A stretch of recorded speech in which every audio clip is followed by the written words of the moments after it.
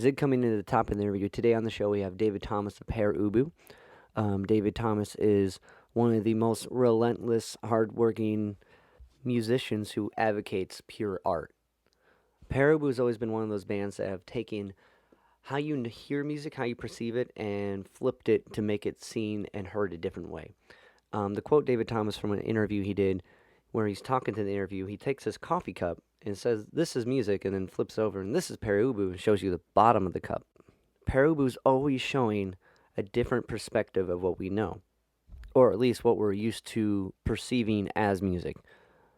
I was super excited about this interview.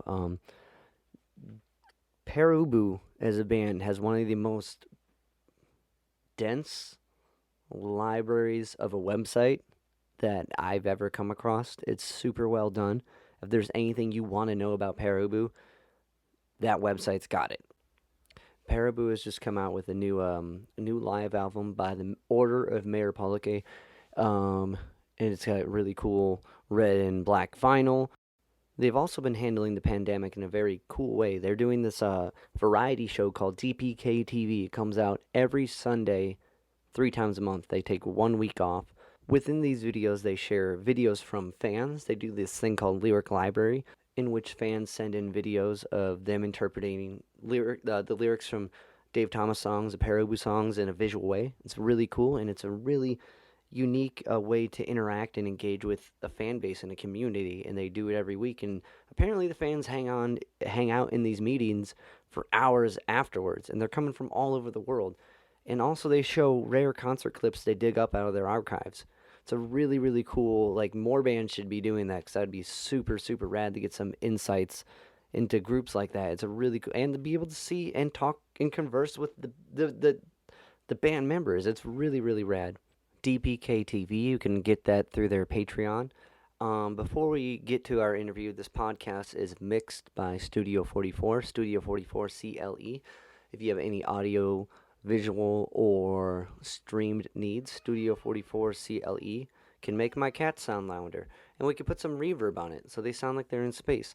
That would be cool. Studio 44 CLE, you can reach them on Facebook or studio44cle@gmail.com. Also, if you can like, rate, review, subscribe to the podcast on all the podcast platforms, it helps me keep reaching out to cool people and sharing cool insights with you guys. We are now on the social medias as well. We got the Instagram and the Twitter, and if you can follow us on that, be all up to date and see some clips from all of these interviews that maybe you'd find interesting, somebody you didn't know about. All right, without further ado, we're going to jump into the interview. Here's my conversation with David Thomas. What's studio time look like for you? What does what look like? You said you're in studio time. What's that like Well, for you? I'm mixing something, so I'm just, I don't have, I can't hear, I put the phone away, and, I'm just impossible to get a hold of. So, Kirsty had to come down. She doesn't live far. You want coffee? Yes, I'd like a coffee, please. Awesome. So, mixing new stuff or remixing? I was just about ready to take a break anyway. Perfect. Were you remixing some of the old stuff for the box set you got coming out?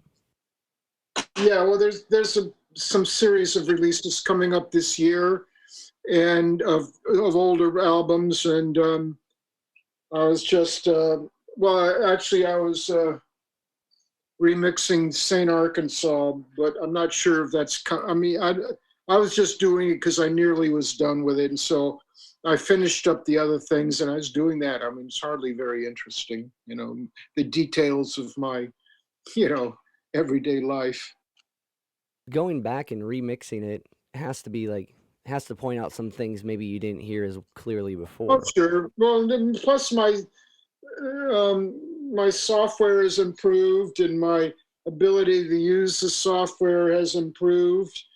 And, every album I go in with a sort of a set of, a set of rules or something. And some of those rules are good and some aren't so good. So, remixing it, I'm able to take a fresh look at what the rules were, and you know, and judge, judge whether they were good or not, you know. Gotcha. Is it rules by like? Are you saying like rules like as of like new ways you can like? Well, I've never recorded any two albums the same. There's always, for instance, St. Arkansas basically goes back. Some of it goes back to the Ray Gun Suitcase, where I didn't use any microphones to record. I was just using speakers, you know, that Paul had modified. Yeah. You know, From and Zuma? so all the drums in St. Arkansas are recorded through principally a 12-inch speaker laid on the floor and a couple room mics. So there's only 3 or 4 in the box, what we called it. So there's only about 4 mics for the drums, and I mainly just use the 12-inch speaker. So that was I decided I wanted to go that way with that album, and that was like a rule, as it were, of the album, and that has certain limitations and it has certain strengths. So in the remix stage, I'm able to sort of go, to modify somewhat. I mean, I can't magically create more microphones, right? Inputs, but I frankly, I wouldn't want to, but in some albums I decide to leave all the spikes in, and some albums I don't. It just really, it just varies. I just don't like doing the same thing twice, so I come up with various scenarios. I think that's awesome, because leaving or I guess boundaries make you have to be creative within those boundaries, and setting it up different every time is a really good exercise to keep There's everything no fresh. such thing as a boundary-free situation. Right. There's always a boundary, somewhere, and it depends on whether you decide to manage the boundaries or just accept whatever there is. And I've always tried to manage the boundaries to some degree or another, depending on my skill level and depending on, number one, two, I don't know, I think I've recorded something like 30 albums in between solo and Pere Ubu. Right. On very little money, frankly. I've never had, with the exception of the Fontana years where I wasn't in charge, I was working with producers. I've never had enough money to do anything. So, I have to, there are boundaries. There's financial boundaries. I can't spend all the time I would like doing whatever the particular thing is. So I don't resent it. I don't regret it. I don't whatever it. It's just part of the deal. Right. It's what I do. Because you said in another interview that some of the early Ubu albums took 36, 38 minutes to record in their entirety. Well, I don't think it was that little. No. That little? Okay. They were, I was maybe talking about a single or something. Okay. But, okay. They didn't take long. No, it was pretty cut and dried. We had, it's like with the singles, we would go in and, all we could afford was, maybe an evening, certainly at Suma, we could, at Cleveland Recording and then right. Suma, well, I don't know, Cleveland Recording and Suma was a relatively expensive studio. So we could afford to go in one night, in which we had to record 2 songs and mix them. So there wasn't, and that wasn't even, that's not a day, that's a night, right. From like 6:30 or 7 to 11 or 12. Ken didn't like to go too late, so, it was pretty darn quick. Yeah, that studio time eats it up. Now, is that with when did you start working with Paul at Zuma? When did we start with Paul? Yeah, yeah, because you mentioned Ken. Oh, well, Paul, Paul was always around because he was Ken's son and an assistant engineer. Um, Ken basically retired after New Picnic Time, and so we asked, so Paul took over. He became the Gotcha. engineer, sort of. He was, he wasn't exactly a producer, but we left so many decisions to him, and we used so much input from him, that we usually would say he was the producer of the thing, but the Hammonds, they were very reticent to ever suggest anything. I mean, they might, engineering wise, they might, they might, do some EQ things and that sort of stuff to make it all better. But as far as telling us, suggesting what we do, or how we do things, or they just simply would not get involved in that. And it would take incredibly precise. It's like talking to computers. You would have to ask incredibly concise questions, and then usually have to rephrase them to be even more concise. And then, they might actually give you an answer. They weren't being hard-nosed about anything, but they wanted you to do what you were doing and what you wanted it to be. And they would, step into, if some frequency was out of whack or something, they would address that, but as far as whether a part was good or not, or whether it was in time or not, it was the famous Ken Express, when we went into Final Solution with Ken, which was the first record we did with him at Cleveland Recording. And, he said, well, is it in time? Is it in tune? And, he said, it doesn't matter. Who cares? And we said, what? And he said, it's got the groove. It's there. It has vision, and it has poetry. It has the groove. Don't screw with it. It's fine. And so that sort of was the turning point in a lot of, that just is like, well, sure, okay. Well, no, because he was for us a very famous engineer. He had done lots of stuff. He had done all that Terry Knight stuff, Cleveland Orchestra, Time Won't Let Me, on and on and on. Nobody But Me by the Human Beings, Incense and Peppermints. I think it was him, or there was that other one. I can't remember.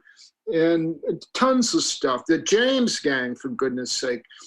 So, he was as much as we had ever run into somebody who would be, a guru, a legend, a star, and he was just saying, it's fine. It's got the groove. What do you care? No, what does it matter? If it's in tune or in time, or whether you drop a beat here, or this note is out of tune, or on and on and on. I wouldn't touch it, so that was very meaningful to us. That's coming from a legend and being like, we're doing it right. You sure? Like when you go in there, that guy is kind of the first person to hear it back. So I can see how like going in and recording and them being like, yeah, it's fine. You know what I mean? Like being almost dismissive. If you sat there and said that snare beat in bar 47, right, is that late? And he would say yes. And they said, well, maybe we better fix it. He said, why? Why bother? It's not that he was sloppy or lackadaisical. Yeah. It's just that, and if you wanted to fix it, you would fix it. And frankly, it wouldn't make any difference, except maybe the drummer would be happier, but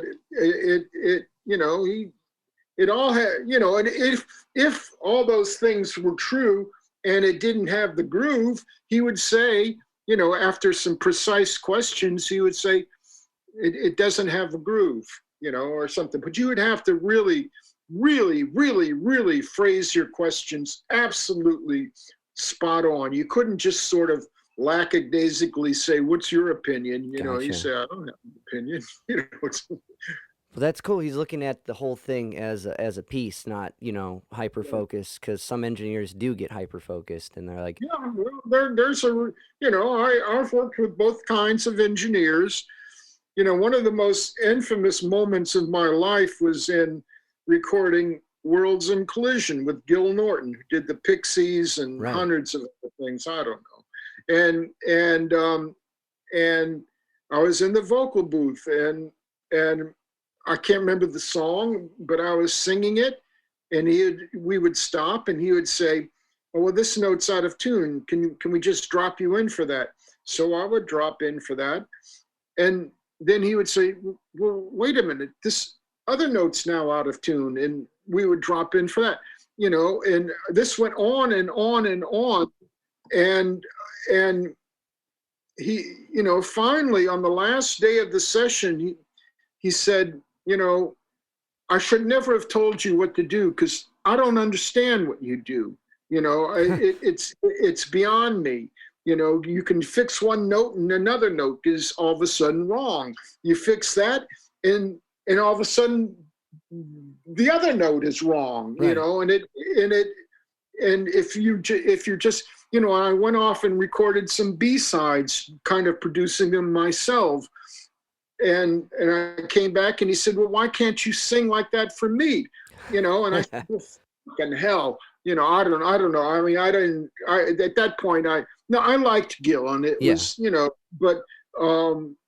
but it was like, well, then why don't you stop trying to tell me what to do? It was the thing I was thinking, but I didn't say it. And I was being very polite and under control with him because I liked him. It was, it was fun. That's awesome. It was fun that I don't know the micromanaging of it kind of contradicts what Paul was doing as opposed to immersing in the experience, trying to control it. And Well, that's both things have validity. I mean, right. I'm not saying one is better than the other. I'm just describing the Hammonds, and we appreciated that. Now, I also appreciated, like in Cloudland, working with He, who is my favorite of all the producers. And he would sit there. That was the first early days of multi-track digital, and he would sit there in the most expensive studio in London, with two 24-track digital recorders linked up, and he would sit there hour after hour moving one drum beat, half a fraction to the left or to forward or back and on. He would go through the entire track doing that, and this snare beat is better than this one, just the timbre of it, so he would do all that. He would sit there, and nobody else was there. It was just me, Stephen, and I don't know, the assistant, and the guy that went to get the coffee and all that, and I just sat there and watched him, amazed, just fascinated by the whole thing and by the utter dedication to the particular vision and the particular way of working. And this was exactly the opposite of the Hammonds, but I appreciated every bit as much. That's just I guess it goes back to a different set of the boundaries in a way. Yeah. The, Yep. the kind of bounce it up or bounce it back. Let's talk about kind of going up into recording with Paul and then Crock and Bush. Do you recall the drink? No. You don't recall the drink from It's the called Viking Crock. My bad. It was Bush. Oh, Bush I don't from really the Viking drink it. Saloon. It's a Viking saloon. They had a drink, and in the days of my media celebrity, and it was called the Crock-a-Bush, but I've got no idea what it was. So, what kind of got you in that media Like what led to writing? I know you have a family with academics in it. Was there a certain like literature or writers that were celebrated in the house? Number one, I had read most stuff that you read in college by the time I was 11 or 12. That was number one. I was very well read. Number two, I was intending to be. I had an affinity for microbiology, especially molecular interactions with membrane cell walls, and this was my within a few weeks of me going into freshman high school, the biology teacher, who had been a former university teacher, and she was old and kind of just winding down by Yeah. going to a high school, started giving me private tuition. You know, I was taking a Wow. college level course in my freshman year. I had an intuitive grasp of it. I didn't even have to study. I'd do a couple experiments. I'd say, "Oh, well, this chemical here, this will do that and that." And she said, "Well, yeah, that's in the next chapter." And I said, "I haven't even read the last chapter, but it's obvious to me." You know, so this was my career path. I was going to be a microbiologist probably with that specialty, because I had an intuitive grasp of it. It was easy for me, you know, and she gave me, my grades with her were always A plus, which it was totally unheard of, you know, ever, you know, but she couldn't grade me any higher, you know, so at a certain point along the way, and I don't want to talk about it, just about around the time I went off to college, I became disillusioned with it, and I dropped out and started hitchhiking across the country. Called my parents from the Mississippi River and said, "I've left college and I'm going out to the West Coast, and I'll be back in a couple weeks." You know, so I came back and I had to do something. So I got a job at this local, because I knew the guy from college or something or other, and the scene, you know, this sort of weekly thing, and so I got a job doing layout, you know, which was on wax tables, and the printer sends you these strips of Yeah. copy on photo type paper, and you cut those, you know, those strips into columns and whatever you have to do to lay it out, and you lay it out all on this thing, you know. And so this is what I was doing. But you know, and I have a bottle of vodka, you know, I don't know, 18 or 19 maybe, have a bottle of vodka, and I drink most of it over the course of a Tuesday evening, precisely laying this stuff out, just perfect straight lines everywhere, you know, drunk as a skunk, but it didn't matter, you know. But and you know, then we'd go to the local corner bar, which is some sort of like Eastern European ethnic bar, and he'd buy me fish bowls of beer, and we'd have depth charges, which is you know, you get a shot of something and you leave it in the shot glass, and you drop the shot glass and all into your fish bowl of beer, and you drink that. So, you know, it was pretty hard living sort of stuff.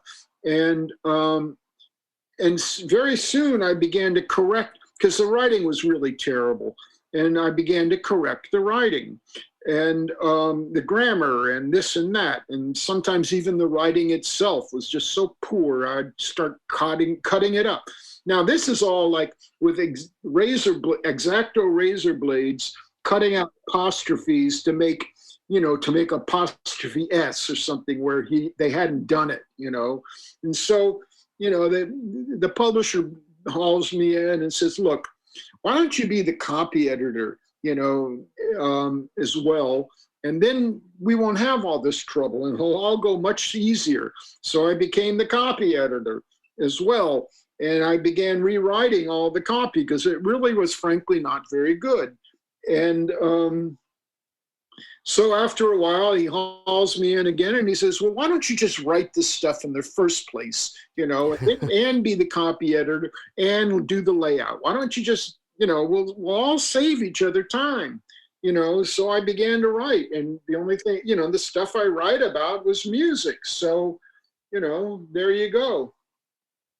Gotcha. When did so through the scene, which is still going now, through the scene, when did the great Bow Wow Death Band? Well, that was in 74. That was in 74. Some other people on the, I had some buddies on the paper, and mostly who did circulations or drove bundles of the things around. And I had a good friend named Charlie Weiner, who was aspiring to be a comedian. And, we talked to him. He said, "Oh, why don't we have a band?" So we'll use it to promote we'll do this thing where it'll be kind of a promotion for the magazine, and, and blah, blah, blah. So we did that. So that was the great Bow Wow. And then that somewhere along the line, we decided to let's do a more serious band, because there's a lot of not comedy, but satire and, Right. Sort of bonzo dog band. I don't know, it's satire. And so we thought, oh, well, why don't we have a real band, with sort of a hard rock band, and, we all loved the MC5 and the Stooges, and mostly the MC5. And, we started doing that sort of stuff. And then and I changed the name to Rocket from the Tombs, and one night I was hanging out at the Grapes of Wrath, which was across the street from the Viking Saloon. It was a folk club. And Peter Lochner comes up to me and says he wants to be in my band. And I thought to myself, well, gee, I think this guy is a real musician. Yeah, I guess so. You want to be in the band? Sure, I'll come around and we'll jam and see what happens. So that began that episode. So Peter, he would play there doing acoustic gigs a lot. Yeah, he was doing a lot of folk stuff. And did he start off as a sound man for Rocket for the Tombs before he No, joined? that was Okay. Tim Wright. Tim Wright was a sound man. Oh, okay. Okay. And now did Peter he played guitar and bass, or did he switch between the two, or was that in Pere Ubu? No, he played guitar. Gotcha. Awesome. And Peter was a character too. He was pretty well read. How did your guys was it just that he came up to you and was into what Rocket for the Tombs was doing and wanted to get involved? Because he had some. Well, he had seen us play, and he wanted to he wanted to join the band. I don't know, Nice. and I was sort of semi-shocked that a real musician would want to play with us. But I said, yeah, sure, come around, let's jam and see what happens. Now, Rocket from the Tombs, you guys opened up for television, and I think Yeah. Peter he had like some connection with Richard Lloyd and I think Richard Hell from television. Did so what can you tell me about that gig? Because that was like one of the first New York groups to come to Cleveland, punk wise, I guess. Number one, Peter spent a lot of time in New York. Now, I know he didn't really have much connection with Richard Lloyd, because Richard's told me some things, but Gotcha. but he would hang out. He was he was sort of a big fan of television, and he wanted to get in the band, which of course meant replacing Richard Lloyd, which was never going to Yeah. happen. And he hung out with Verlaine and them a lot, and wanted to get involved. Meanwhile, yeah, so television was booked. I think it was their first really outside of the New York area gig, and I don't know. I don't, maybe Peter got us the gig. Maybe it was because of somebody I knew. Because I knew everybody. I mean, frankly, Yeah. I mean, but it may have been Peter. I can't remember. Whatever it was. Yeah, we did that. How was the gig? Uh, Oh no. well, um, Cheetah and the drummer were tripping, and the Okay. first chord of like Sonic Reducer, I think it was, he, Cheetah fell over on his butt, and he says he didn't miss a beat. I don't know, but so Richard later told me that he and Tom Verlaine were out walking after sound check, and they said to each other, "This, that's a really scary band," and they were just sort of dumbfounded at what they had heard at sound check. Um, but it was a bit of a, as far as we were concerned, a bit of a disastrous gig because of the the state of Cheetah and, Right. and the drummer. And so me and Craig were pretty sure that that was it. We were done. And there was one more show that had been booked at the Viking Saloon, and that would be the last one. But after that episode, certainly Craig and I were miffed, Yeah. to say the least. So that's how it was. I mean, the show itself, I mean, when you hear tapes of it, it's like, well, it's all right. But yeah, it was all right, but it could have been something totally else. But there you go. That's the way life is. But I mean, Richard later joined you guys with a Rocket from the Tombs when you Yep. guys re-recorded stuff and did the, I think it was Well, like for the reunion, 2000s. there was the UCLA was putting on a 3-day festival of my music, just me. And somewhere along the line between the guy at UCLA and I don't know, somebody said, well, why don't we have a reunion of Rocket from the Tombs to open for, because Pere Ubu was on the last night, was sort of the end of it, Yeah. um and why don't we have Rocket open up for Pere Ubu? And so Cheetah and I talked about it, and we needed a second guitar player, and Cheetah was convinced that Richard Lloyd would be the ideal person, and so there you go. That's awesome. That's now he joined that scary band. So what led to Well, yeah, I mean, when he and Tom were talking about it, going down, walking away from the Piccadilly, Lloyd said to Tom, "I really want to be in that band," and there you go. That's awesome. It's so serendipitous. The circle comes around. That's awesome. Richard did a lot of stuff um, with a lot of the bands in that scene. Like he did stuff with Glenn Morrow and Steve Almas, I believe, and from Suicide Commandos, who I talked to last week, by the way, and he sends his regards. Hi. Um, um, but The okay, meeting has been okay. Yeah, go on. I was gonna say, so Rocket from the Tombs split, and you and Peter did Pere Ubu. A minute, just hang on. Wh- What did that say? It said it's been upgraded by the host or something. Oh, okay. All right. Yeah, go on. So, Rocket from the Tombs split. You and Peter went on to do Pere Ubu.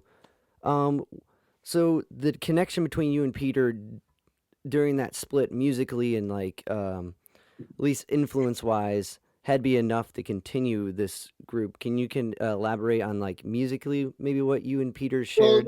when it was clear to me that Rocket had run its course, I decided that I was going to start a new band, and it was just going to record some things, and that'd be the end of it. I was in no mood to do another band in Cleveland, struggling to play some gym on the West Side. Yeah.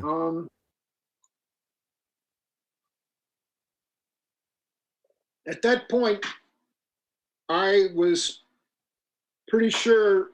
No, I had doubts about whether I wanted to work with Peter in this new band. Um, I had ended up in Rocket. I didn't, I've never talked about it, but what do I care anymore? I'm old and Peter is dead, and what's the difference? Is that I didn't like his songs and I didn't like singing them.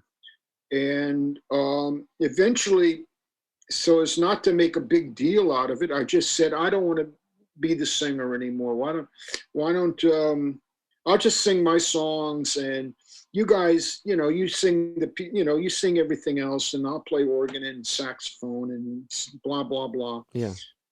So because I didn't sing Peter's songs well, he he would write a song that was supposed to be a Who song, and I was supposed to sing it like Roger Daltrey. Well, number one, I didn't believe in the song. I didn't Right. believe in its sentiment and the words of the song.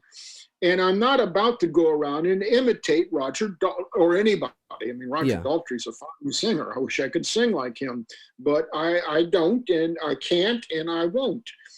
So I just said, okay, well, I'm out. I'll just sing my songs and play stuff. And then so Rocket breaks up, and I'm thinking about the new band. And I know that I'm gonna build the band around Tim Wright. Now, Tim, who is the sound man in Rocket, and he was a friend of mine, and we did a lot of hanging out. And I said to Tim, who didn't play anything, I said, pick an instrument, learn it, and we'll put the band together around you. So he picked out a Dan Electro 6-string bass, and within about 2 months, he was playing it really at a very competent and creative level. And so so I had it in my mind that it was me and Tim, and I was going to find other people. Now, when I was telling Peter about at some social thing about my new band, Peter said he wanted in. Now, I of course had mixed feelings about it. I of course I'd be delighted. He was a good guitar player. On the other hand, I just didn't want to go through what I had just gone through. Right. One of the reasons why Pere Ubu was set up to be, a recording group, as it were, and not, we weren't going to be a real band. We weren't going to play out and look for shows and have to fill up the set with songs that, presumably I would have to sing, or I'd have to stand there, on stage not doing anything, which I was not prepared to do, and on and on and on. So I had mixed feelings about it, but of course Peter was a good guitar player, and the band was set up so that I wasn't going to run into that sort of problem again with it. So yeah, so Peter joined up, and it was the three of us, and then a bunch of people. There was just a bunch of people living at the plaza. Alan and Tom and Scott. And so for various connections, we those all came together, and we rehearsed a couple things. The single was going to be Final Solution in 30 Seconds Over Tokyo. Now, this was a single I had wanted to do and suggested in Rocket from the Tombs, because they were both Rocket songs. So back in April or May of that year, 75, I said, we need to put out a single, And Peter said, yeah, we could do a cover of Wild in the Streets by Garland Jeffries. And I said, I am not going to do a cover song. It's going to be our material. I wasn't pushing hard for those two, but it had to be our own material, where I wasn't interested in wasting my time, and so that sort of sat for a week or so. And Peter comes back and says, oh, we could do a cover of, Satisfaction, and I'm saying, Peter, I am not doing it. If you want to do that stuff, then you put it together, you find the money, and you deal with it. I am out. I'm not wasting my time. That's not the idea. That's not what's called for, and so that sort of all died. And so when it came time for Pere Ubu, I just wanted to get that single out, Right. And so it was going to be that single, and that was probably the end, and during the rehearsals for it, somebody started jamming on maybe it was Tim, I don't know who, doing this jam of this thing that became very quickly became Heart of Darkness. I think I had the words that I'd been working on them, and that, and I thought, oh, okay, well, we should have one of our own songs on it, as opposed to just two Rocket songs. So then once that was recorded, I still had Final Solution unrecorded, and I wanted to record it. So I thought, well, okay, well, we'll do another one. We'll do another single, and that was fine because, it was still just a recording group.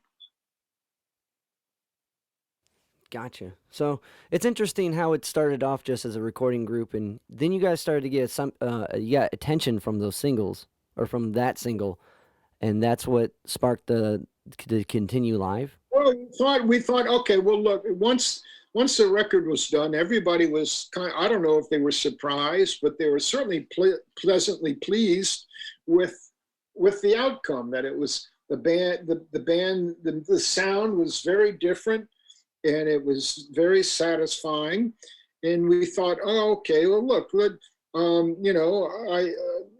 had 1,000 of them printed, and 1,000 sleeves that I sat there and by myself glued every one of them together, and it was going to come out in December.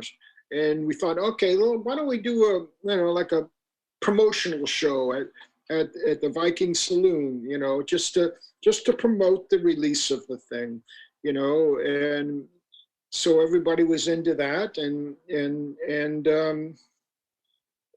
we sort of threw enough material together to be able to do half a night, and somebody, I don't know who, opened for us, and that was that. It makes sense that And that went well.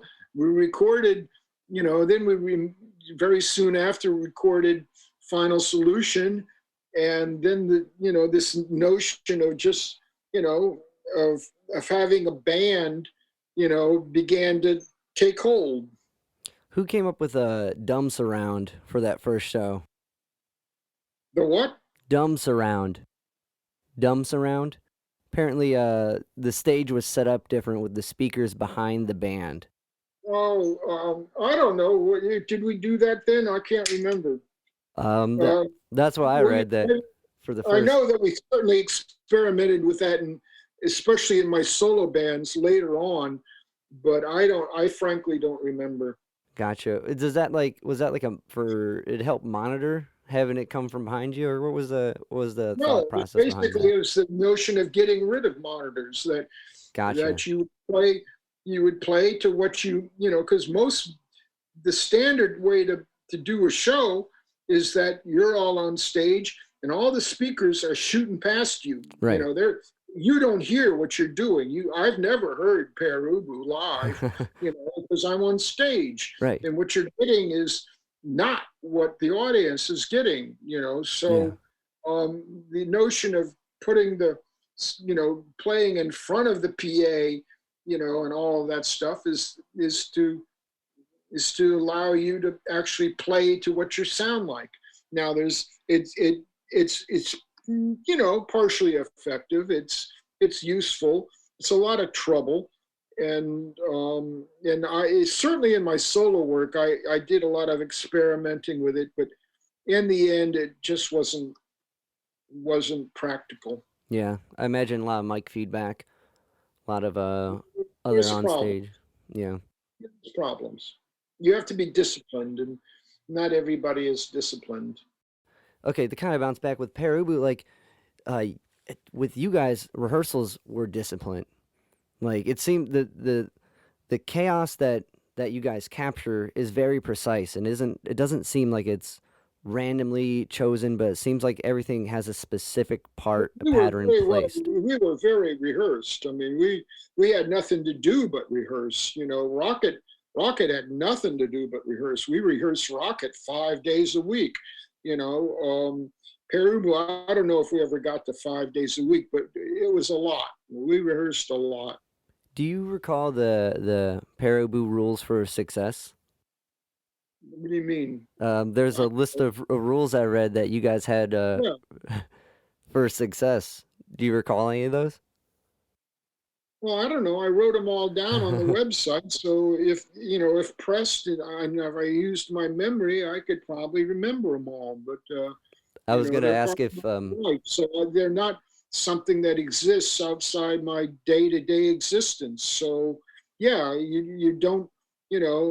Basically the notion was that you don't try to you don't seek commercial success. You know, you seek artistic fulfillment and commercial success, if it's going to come, will come from that, not from seeking it.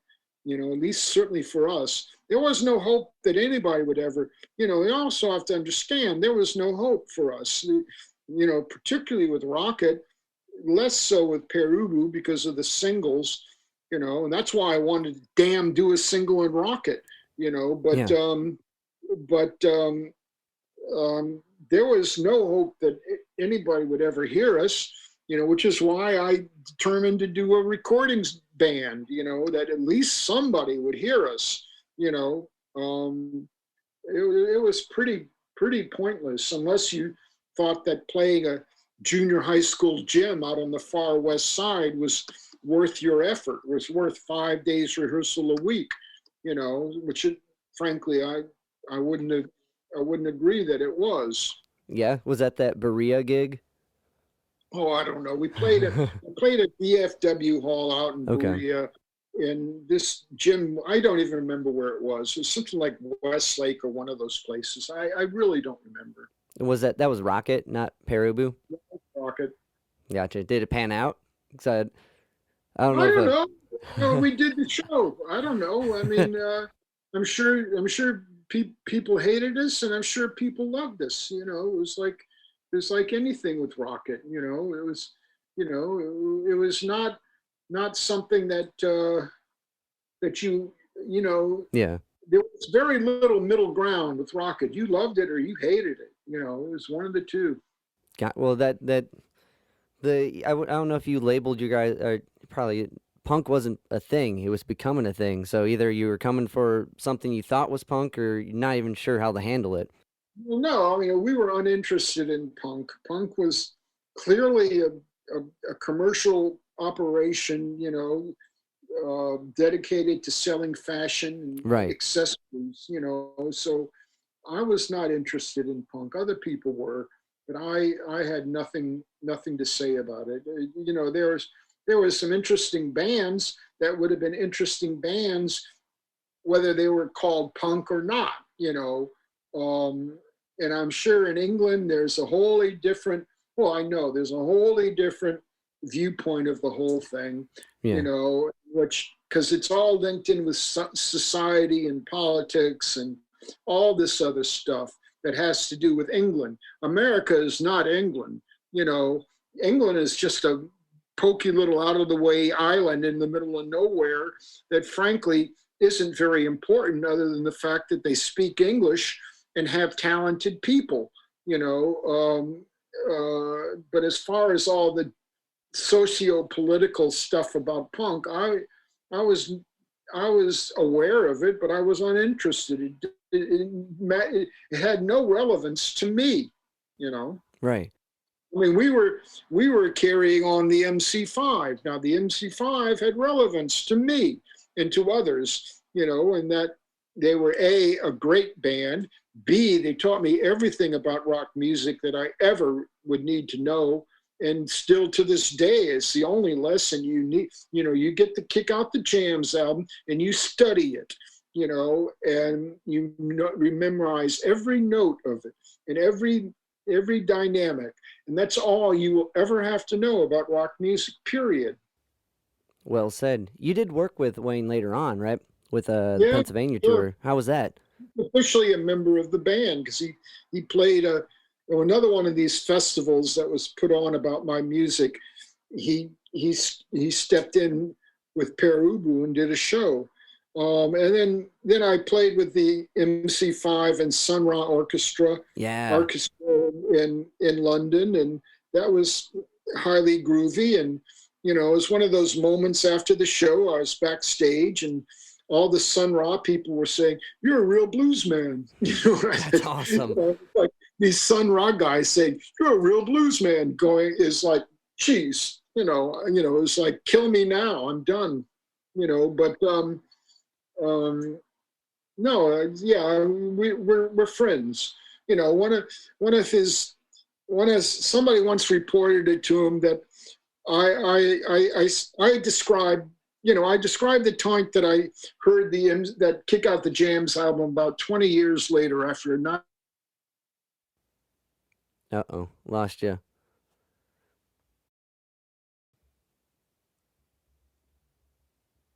Oh, Yes. I don't know how much of that he missed. I'm going to have to give you my phone. Oh, man. You've got all this being recorded and everything okay, have you? Yeah, I got it, except for what we lost when we were just talking about MC5 and then Kick Out the Jams album. I can't sit here and repeat what I just said, so you have to take it here. Oh, man. So, yeah. My life is. You just got the compliment of all compliments coming straight from the source. The Sun Ra group was just saying that you're a real bluesman, and then well, that's enough. That's all you need to know. I know that's so cool.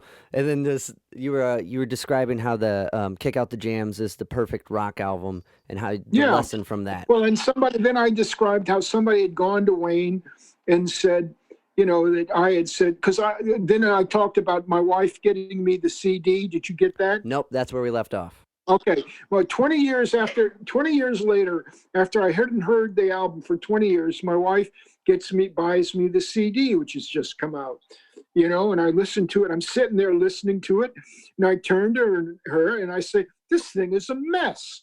It's all out of tune. They're not playing together. It's a mess, Yeah. And then I realized that none of that matters.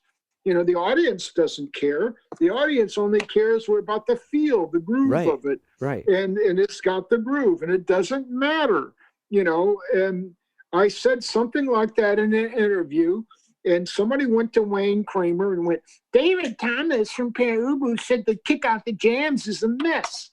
And Wayne replied, "He's right. It's a mess." And so I can't remember. That was about the end of that. But that kind of goes back to working at Zuma with Paul. Like, it's about the feel. It's capturing the whole thing. That's right. Well, everything I ever say is all connected.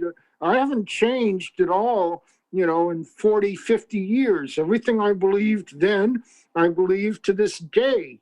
The music that came out then in the 70s, I considered to be crap, I still consider to be crap. Now, Kirsty, you were just talking to, is a huge Queen fan. She loves Queen. She and her sister still goes to all the Queen reunion things, with whoever's singing with them. I thought Queen was crap, and I still think they're crap. And it simply doesn't matter. That the only thing Kirsty likes is Queen and Aerosmith, who I also thought were crap, less crap than Queen, but were crap. So I haven't, everything I thought then, I think now, just maybe more detailed, but that's about it. It's interesting, like, some of the records that move you at an early age and how deeply they resonate with you and how that carries on. Yes, of course. Can you talk about Captain Beefheart? You worked with... What about him? Now, those records resonated with you from an early age, from what I understand, and, like, you worked with their keyboard player for a while around the same time you were working with Well, he was their bass player at the time, but whatever. He was playing keyboards with us. Okay. So how was that? Were Wayne and his name was Eric, were they able to Eric Drew Feldman. Were they able to hop into the Pere Ubu I don't know. Everybody who's in Pere Ubu is into Pere Ubu. Right. I mean, Wayne was a fan. Eric was a fan before they were in the band. The only people who are going to play in Pere Ubu are people who love Pere Ubu. That's why I say, it's one of the reasons behind the rule, you never audition anybody. Yeah. If you want to be in the band, you're in the band, if we need you, because nobody joins Pere Ubu to have a career or to be successful or to have an easy life. It ain't going to happen. It's clear that it's not going to happen, but people want to be in Pere Ubu because of what we achieve together. Right. And so, yeah, I had met Eric at a fest. I was on a solo thing in southern Italy, and I met Eric he was playing with Snake Finger, and it was about 2 days before Snake Finger died. And, I met Eric in the elevator, we chatted briefly, and then, I don't know, then years later we needed Eric, and I gave him a call, and he said, yeah, hell yeah. That's awesome. I just meant just because they came from their individual projects, maybe not as much Captain Beefheart, but like it's a different than hopping in Pere Ubu, because you guys have like such or I guess how you can, it seems so pattern oriented in a way, or breaking the pattern as far as like It's nice. What? it What'd seems you like say? very pattern oriented in Pere Ubu. What does that mean? Pattery. Like pattern, like finding different patterns and breaking patterns of the norm. Patterns. Right. You're talking about. It seems Yeah. We're a Midwest rock band, groove rock band. Yeah. It's all patterns. It's all geometry. It's all relationships of one thing to another. That's what it's all about. Tom famously said the best guitar part's the one that requires you to move your fingers the least. that's good. Yeah, So well said. it's all about two chords and the will to rock. Yeah, it's all patterns. It's dead simple. It's basically extremely straightforward and very obvious. It's the only thing that's not obvious is that sometimes sometimes the pattern recalls you to drop. There's 8 beats in a measure. To drop the 7th beat, Right. drop the 8th beat, and that's all, once that, it's all simple. Or it requires you to move you might be accenting the 2 and the 4, and then the next section you accent the 1 and the 3. It's all, it's all incredibly simple, basic stuff. Right, but basic stuff goes a long way, just like basic parameters. Oh yeah. Well, yeah. So We're not one of these progressive bands that makes up plays lots of notes and complicated time scales. It has no interest for us.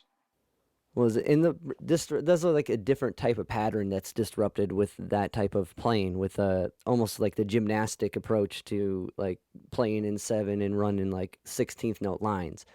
Like that's a different. We're a Midwestern groove rock band. We learned everything from the MC5. It's basically, or you might say the Velvets, but for Right. me the MC5 was more important, or more fundamental, or the Stooges was more fundamental. So it's all like that. It's just simple. It's got a groove. You play the groove and you pile a bunch of shit on top. Right. And there you go. Did That's it. what about the Numbers Band? Kind of keep on the idea of patterns.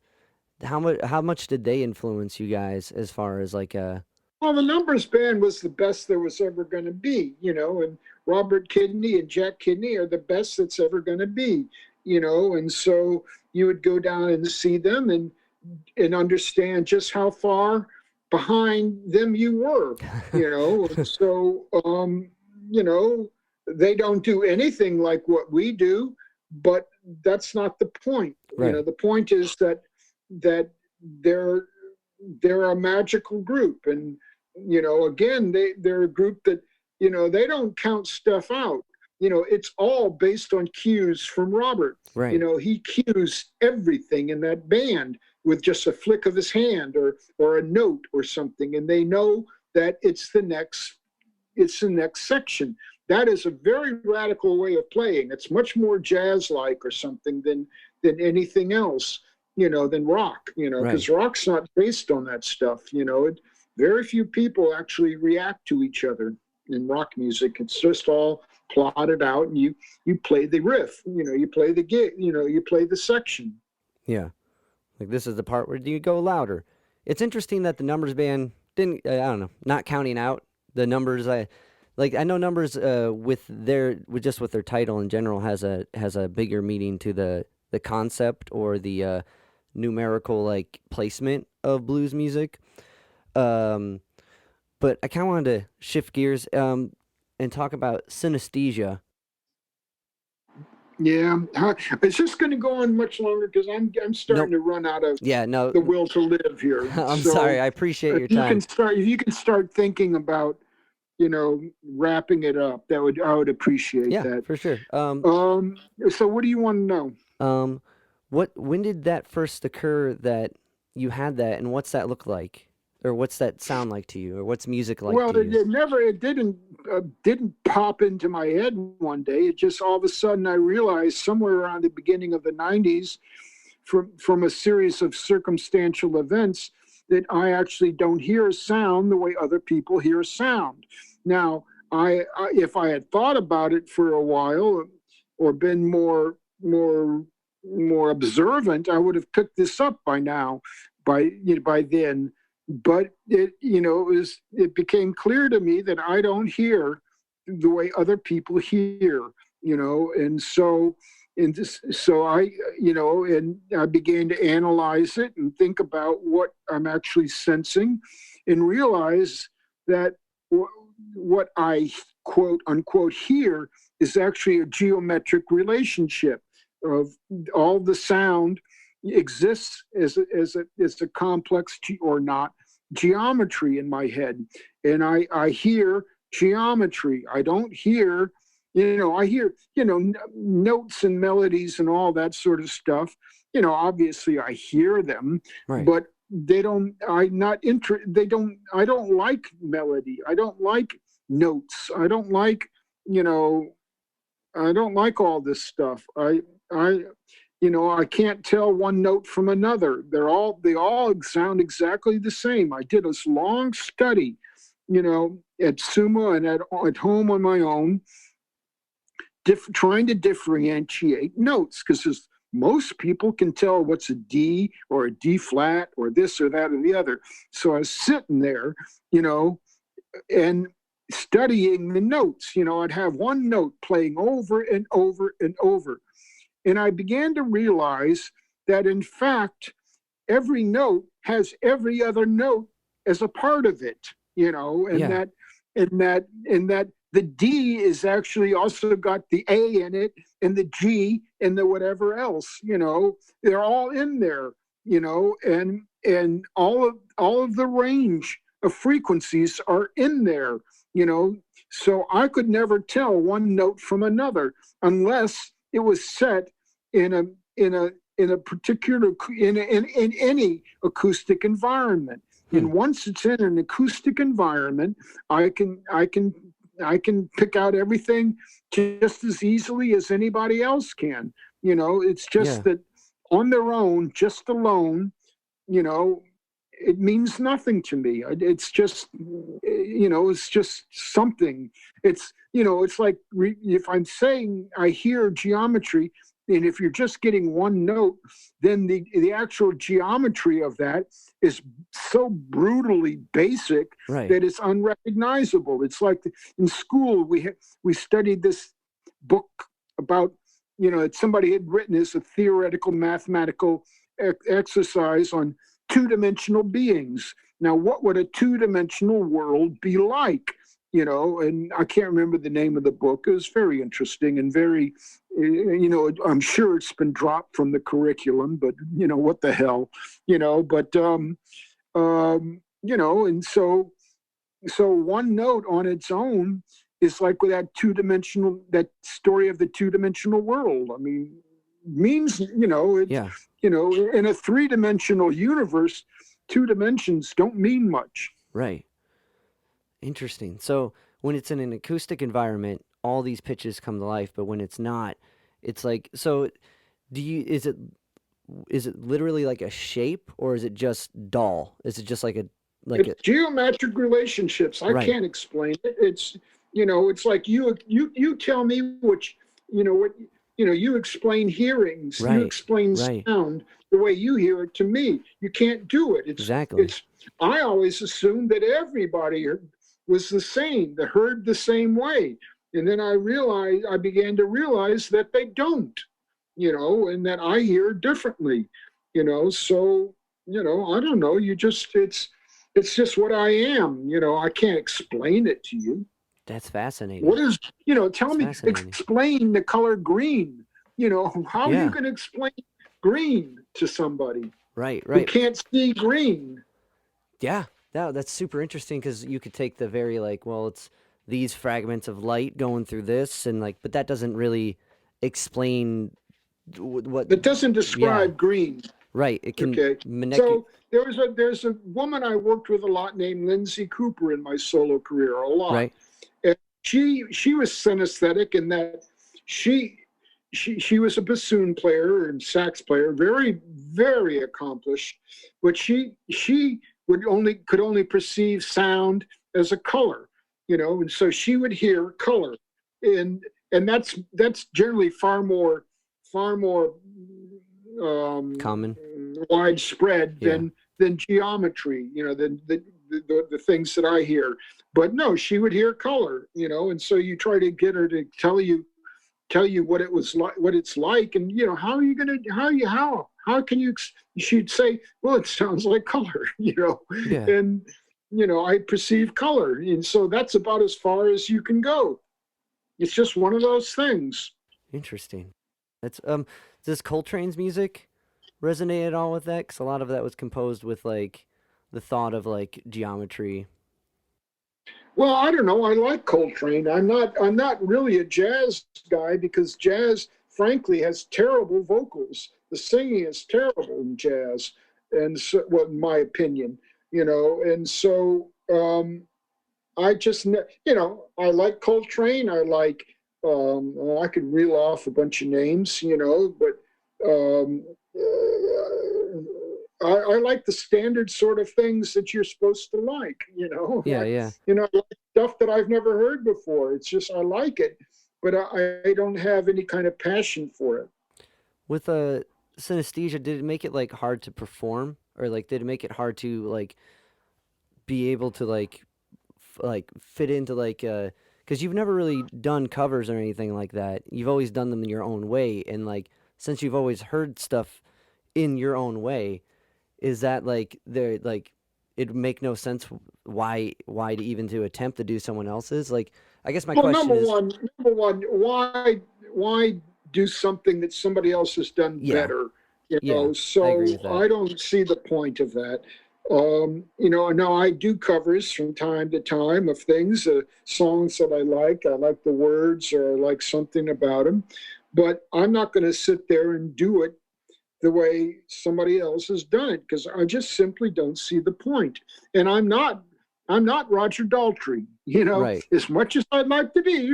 I always wanted to be John Bon Jovi. If I was thin and had a good voice, I would have been John Bon Jovi, but I'm not.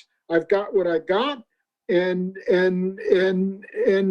so, Right. it's a difference between what you would personally like to do and what your body and personality. Can. Is Yeah, he I'm cut here. off I'm still again? here. No, no, you've been here. You've been here. Sorry, No, the saying like that. audio's been there the whole time. I didn't want to stop you because I agree with the authenticity and really immersing yourself, and that's super inspiring to take what you got and do the most with it. Because a lot of people are judging themselves on other people and how they can be more like them.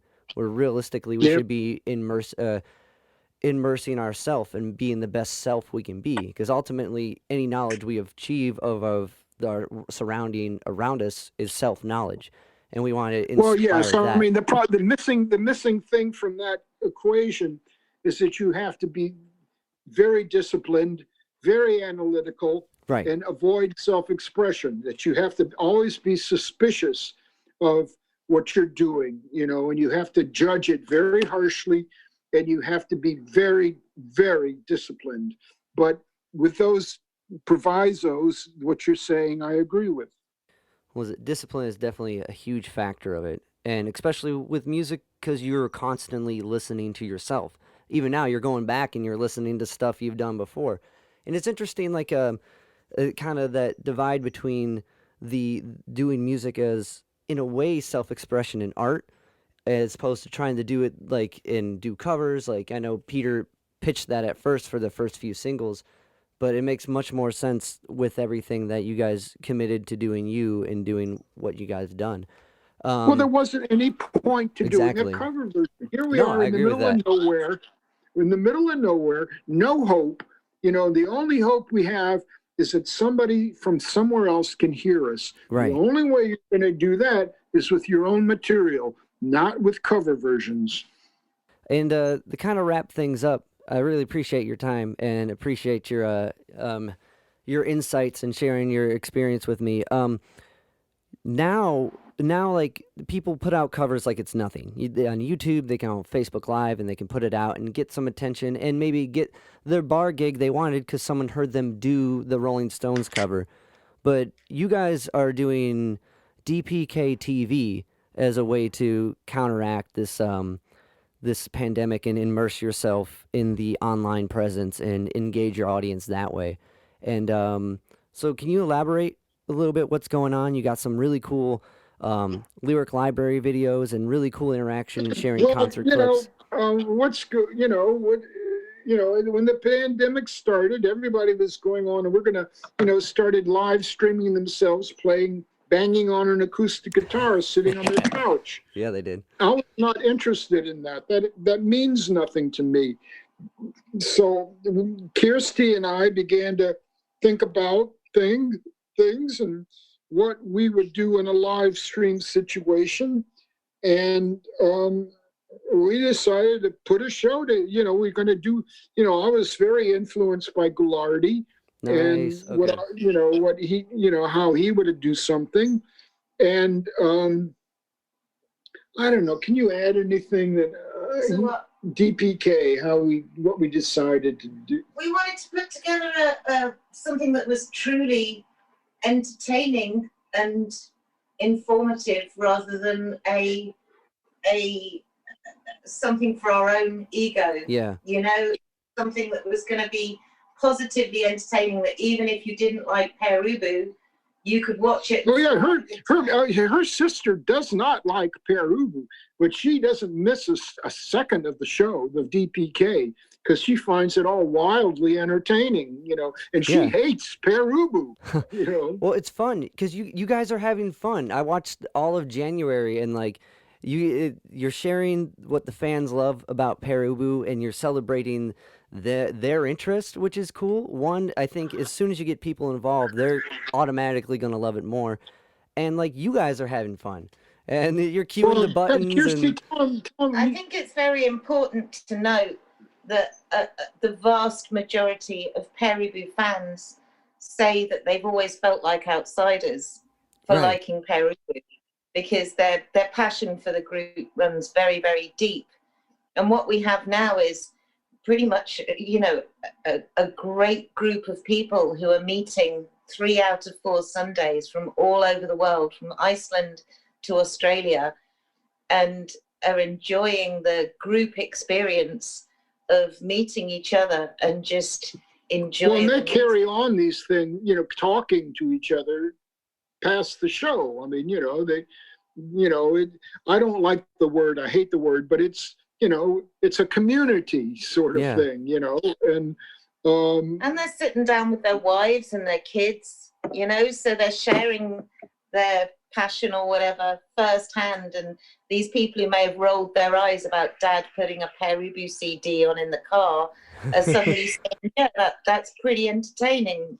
We enjoy it too, So, I mean, eventually we'll move into live music, but it will be done properly. It will be done properly with the audience experience in mind, not our own experience or ego. I hate singing. I really, really hate singing.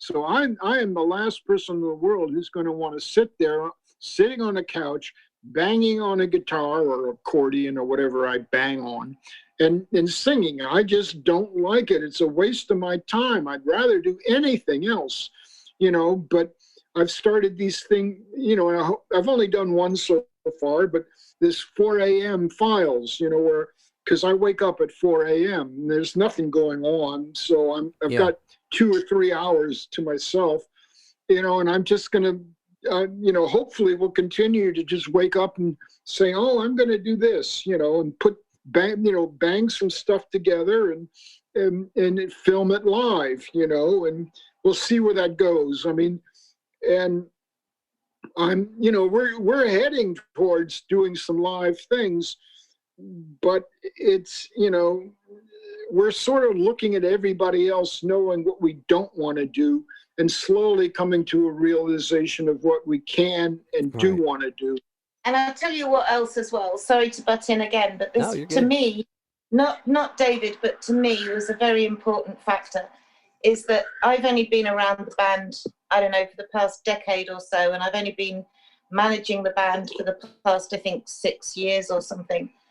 And there is so much bullshit around the band. There are so many urban myths that have taken on their own life and somehow been cast as truth.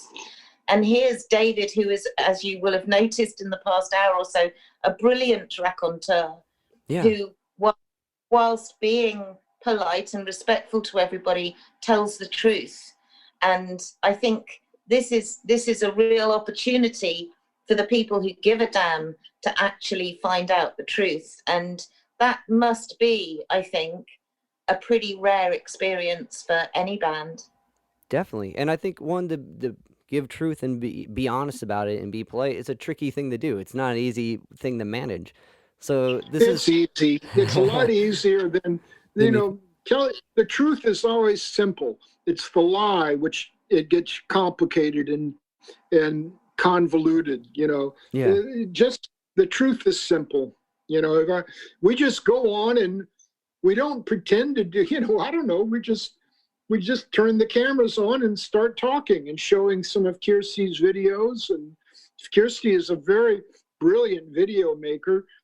She totally, I don't know what she would do without archive.org, but, it's what it is. I'm really tired. I'm going to have something to eat. So can we wrap this up? Yeah, for sure. Thank you guys so much. As side note, Kirsty, you do a really good job with the website. The website's really well done for anyone who's... That's the website's all me. He's okay, David, it's really well done. You guys do a really amazing job of documenting Ubu history and sharing it and debunking these myths and putting it out there what exactly each piece was going for. It's really, like, I've dove into a lot of groups and dove into their histories, and Ubu's a next level as far as, like, I was overwhelmed with how much I can get into in a good way. So, and there's a lot more to come. I mean, I tell you, I've got my old studio in the back room is so full of shit, that you have no concept of the tapes. From the very, very first rehearsals from Rocket. That's to awesome. Modern Day, and it's going to take decades to go through it all. But that's another thing that DPK TV is doing. It's bringing out that archive and telling the truth about it. We did a fantastic couple of shows about the tenement year, and we had the new band members, or newish band members, along with Alan Ravenstein, Tony Marmoni, and Chris Cutler, talking about that album and reimagining it with new takes on the songs. I mean, it's exciting. Is that kind of leading what Ubu's going to do next? You were going to record the next one. No, I mean, we're starting a new album, which I haven't explained to anybody in the band yet because they're going to be scared by the idea. But, there'll be a new album. But for the moment, with the lockdown and the pandemic and all that sort of stuff, it's really difficult to get people together, because everybody's concerned with their health, obviously. Right. And they're just doing inoculations now. And, they've got, I don't know, 100 million inoculated so far in England. So what is it? 18 million. 18 million have been inoculated. I've been inoculated. Other people in the band are are either inoculated or about to be inoculated who live in England. So with a couple more months, in theory, things will be different, but we'll see. Awesome. Well, I'm excited to see what that's going to be. I appreciate your guys' time. This has been awesome.